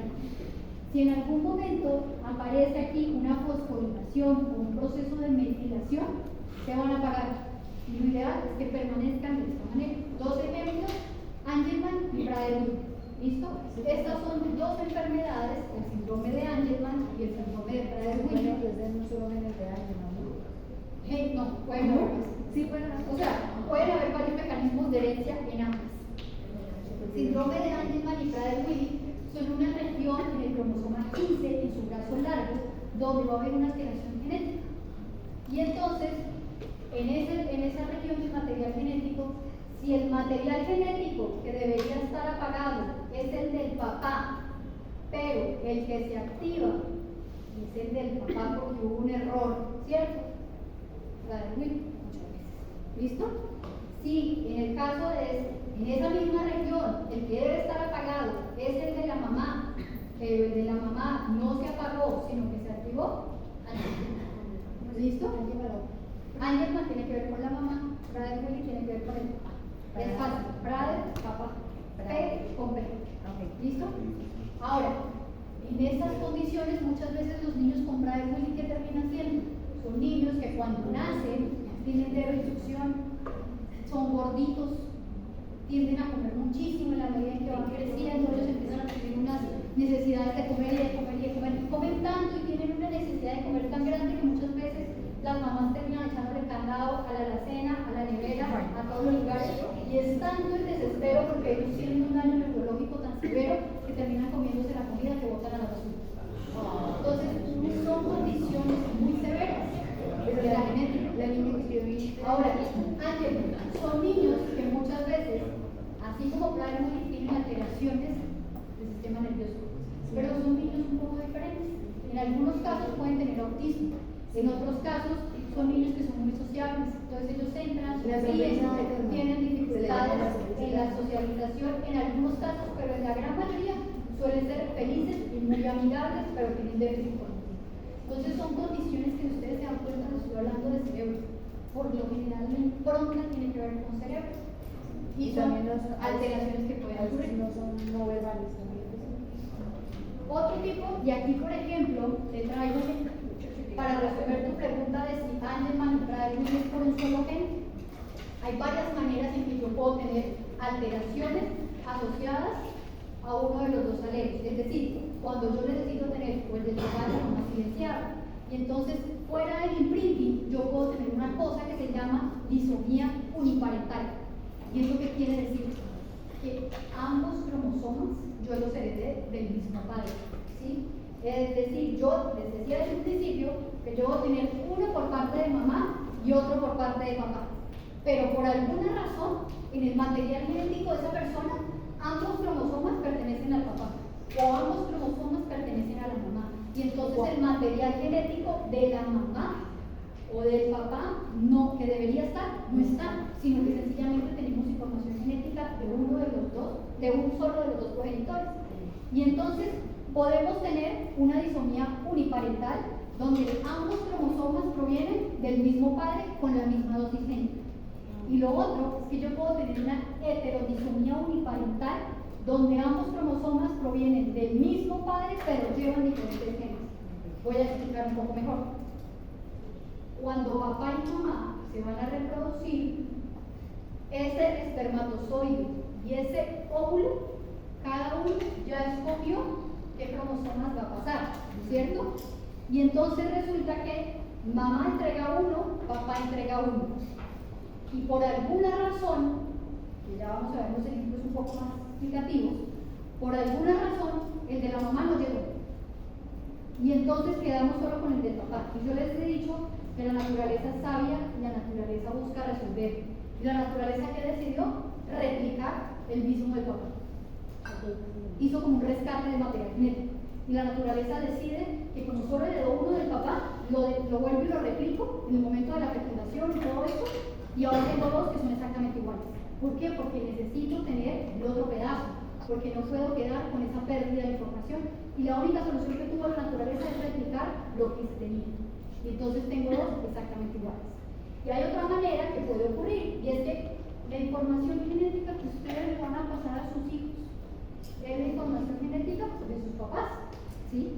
Es decir, ustedes van a escoger en el momento en que tengan hijos su óvulo, los óvulos ya están definidos porque los óvulos ya lo vamos a ver claramente en la próxima sesión, que los óvulos se definen desde el momento en que nosotros estamos en el vientre de nuestras mamás. Pero los hombres, todos más o menos cada 72 días, deciden qué espermatozoides van a enviar si llegan a embarazar o no. Entonces resulta que esa información genética que está contenida dentro de estas células, dentro de esos gametos, es la información genética de sus papás, ¿cierto? Es lo que su mamá y su papá le entregó a usted. Y cada uno de esa información genética, usted mirará si entrega lo que heredó de su papá o lo que heredó de su mamá. Y estos son dos informaciones genéticas diferentes, en teoría deberían ser diferentes. Y entonces volvamos al ejemplo. Se junta un papá y una mamá, cada uno entregar el 50%, uno y uno. La mamá no hizo parte de ese proceso por algún defecto genético. Quedaron del papá. Y el papá venía no con uno, el papá venía con dos. Y esos dos era uno del papá y uno de la mamá. Ambos provienen del mismo progenitor del embarazo actual. Ambos vienen de ese embarazo, pero vienen de información genética del mismo padre, de los padres del mismo padre. ¿Sí me estoy haciendo entender? Pero creo que porque se me entrega, porque ahora mira, porque de dos. Entonces acá hay más explicación de eso. Lo primero que se explicaba es el rescate trisómico, que básicamente es cuando duplico. Entonces, ¿qué ocurre? En este caso, vamos a tener una afectación en el cromosoma 15. Y resulta que, en este caso, es otro ejemplo de cómo podría llegar o a duplicarse o a eliminarse alguno de los dos. Este es un óvulo y este es un espermatozoide por la forma que vemos acá. El óvulo venía con dos. Esa mamá venía con dos por alguna razón. Y este papá sí venía con uno. Están en este embarazo que por los símbolos que les manifesté, en teoría no sabemos si es hombre o mujer, no tenemos ni idea. Y entonces ese feto viene con 3 cromosomas 15. Y en la literatura no está escrito que exista una persona viva con una trisomía 15. Hay una trisomía 21 que es el Down, y hay algunas que son Pato y Edwards, pero ellos suelen morir temprano, que son la 13 y la 18. Pero trisomía 15 no está escrito viva. Entonces, hay esa trisomía 15 en la naturaleza y dice, esto no puedo. ¿Qué vamos a hacer? Y entonces deciden, uno, si vemos acá cómo están dibujados, hizo un rescate trisómico que es, tengo que sacar uno de los tres. Y entonces en la primera opción sacaron uno de la mamá, que era el gris más claro. Y entonces este caso quedó bien, en teoría, ¿cierto? Porque ¿qué pasó? Quedó con uno de la mamá y uno de papá. El segundo caso también decide quitar uno de la mamá, pero en este caso quita el negro. Y entonces queda con uno de mamá y otro de papá. Y en este caso, como tal, lo que aparece es que quedan los dos cromosomas de mamá y los de papá. Y entonces, ¿qué pasó? Los dos cromosomas que están ahí presentes van a ser los de mamá. Y debería haber uno de papá. Y entonces tenemos condición de eso. ¿Vale? Pero, perdón, es que me parece que vamos a tener los tres. Porque la mamá aporta uno de más por error. Ese es el La mamá aporta uno de más por error. En los procesos en los que el material genético, cuando estemos haciendo meiosis, vamos a ver que la meiosis es un proceso donde la carga genética debe empezar a disminuirse. Yo tengo una célula diploide que tiene que pasar a una célula ploide. Y en ese proceso de separación de material genético y de disminución de carga genética pueden haber alteraciones. Y dentro de las alteraciones que se pueden presentar, una de ellas es que no se haga ese proceso de disminución de carga genética como debería ser. Y entonces, en algunos casos se puede pasar un exceso, que en este caso está dirigido a los. ¿Listo? Bueno, otro ejemplo. Digamos, pero en este caso, en este ejemplo, si, digamos, por ejemplo, la mamá está en todos los sentidos. No importa, tú debes tener siempre una información de papá y una información de mamá. O sea, que a pesar de que después cuando habla de mamá va a presentar una enfermedad de Se puede tener. Sí, lo ideal es que tu material genético sea, en este caso, diferente de tus dos padres diferentes, ¿sí? Y en este caso estamos hablando del cromosoma 15, porque el cromosoma 15 tiene regiones de impronta. Y las improntas van a estar ligadas dependiendo del progenitor que yo tenga. En el cromosoma 15 yo debo tener uno de papá y uno de mamá, sí o sí. Si yo heredo ambos de mamá, ¿sí? Muchas veces esa impronta se altera, porque en el cromosoma 15 hay regiones controladoras de impronta y aparecen las enfermedades. Pero que ahí se clonó. Digo, En el que queda los dos de la mamá se clonó, literalmente. Misma información hace la clonó. ahora, la monosomía, el rescate monosómico, que es lo que les hablaba de la duplicación. ¿Qué ocurre? La mamá no aportó nada. Por alguna razón, la mamá no aportó nada. El papá sí aportó. Y cuando el papá aporta, solo aportó uno. Y resulta que como solo aportó uno, entonces en este caso, ese cromosoma que el solo papá aportó, se duplica. genera una trisomía uniparental. Es decir, ambos cromosomas vienen del mismo progenitor y como les decía, estamos hablando de cromosoma 15. Y en el cromosoma 15 yo necesito que uno venga de papá y uno venga de mamá, porque hay regiones controladoras de imprinting que vienen así desde el momento de la concepción y no pueden cambiar. ¿Listo? Profe, pero en ese caso sería la otra moneda de eso, porque si fue la meiosis, uno se fue doble y este se fue una. Es el otro resultado. La otra cara de la moneda. Correcto. Profe, la enfermedad no está al revés, o sea, la de Prader-Willi no es para cuando es uniparental, o sea, cuando es el papá el que da. Prader-Willi es cuando yo tengo, en este caso, el material genético de papá debería estar completamente silenciado, ¿cierto? Y en este caso no está silenciado. El material genético de mamá debería estar prendido y funcionando a una dosis, ¿cierto? Y no lo está a doble dosis. Yo necesito regular esa regulación pronto.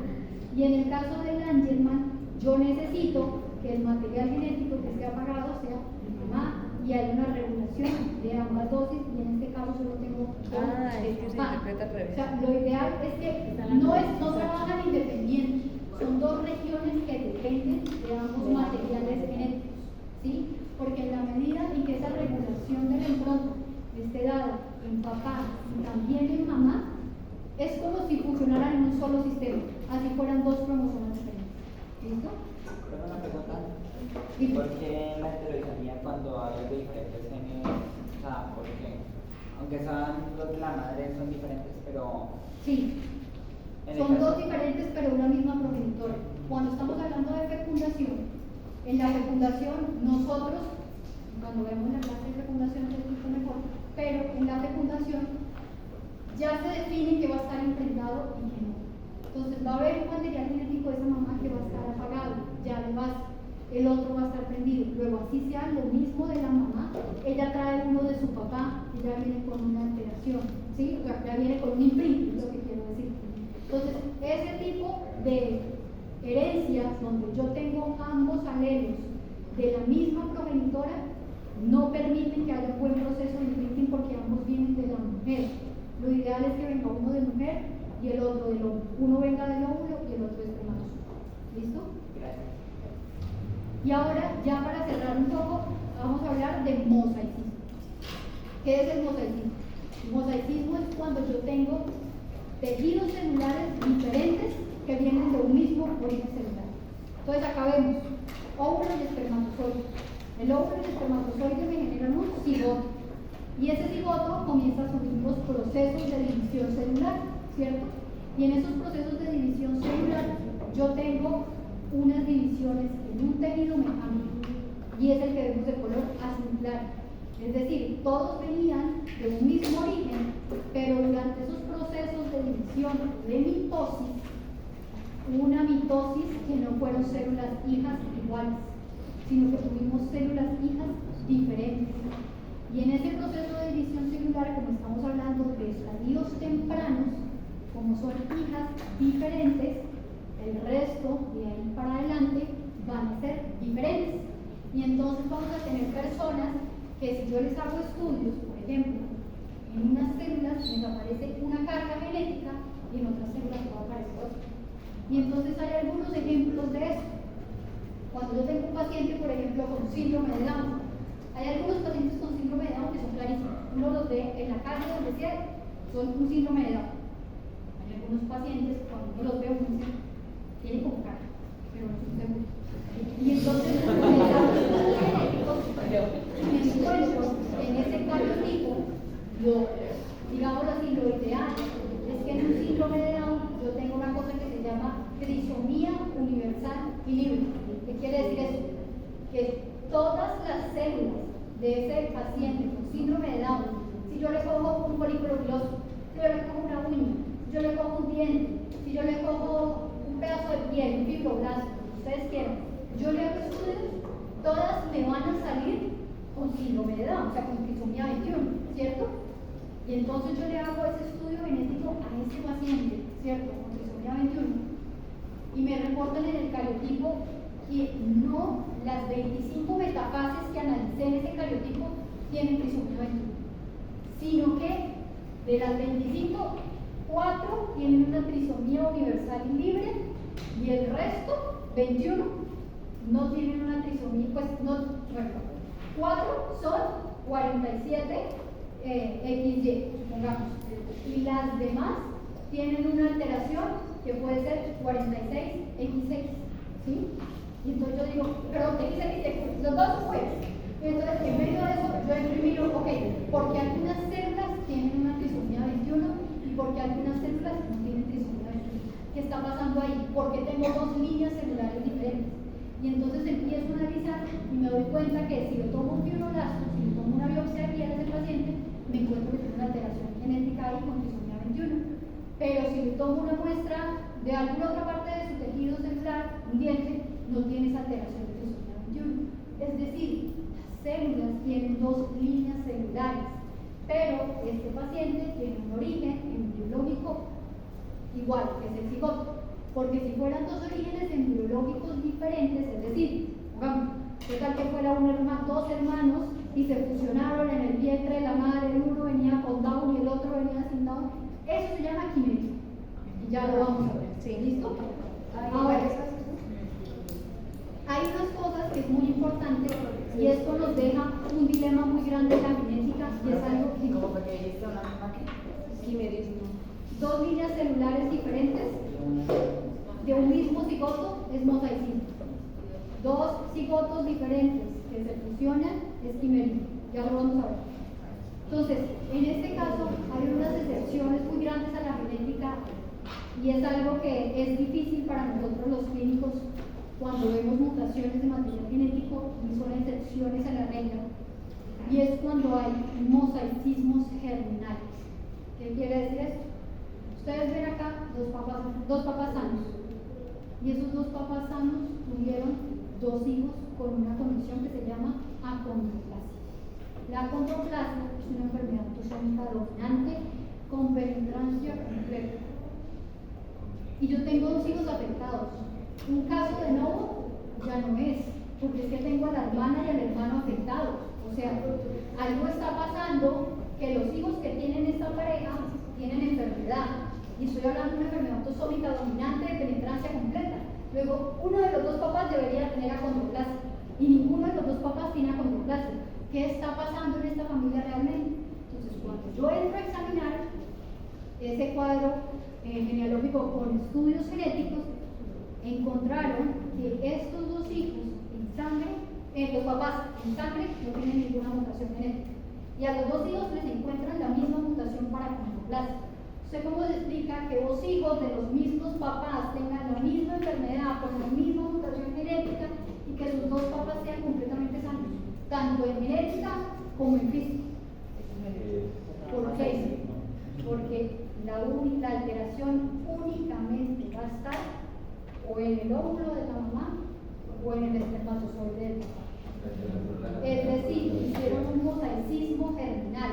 La alteración solo está en el óvulo y en el espermatozoide.